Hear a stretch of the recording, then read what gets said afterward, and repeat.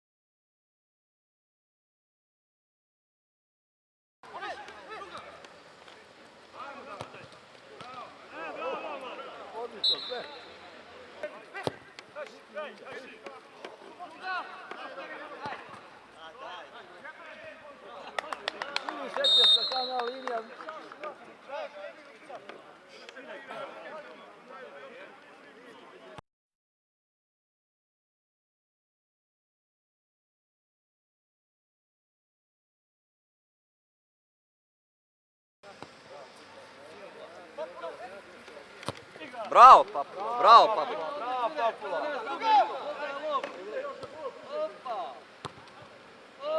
Bravo Papula. Kakav pas. Bravo Mirko. Bravo Bartak.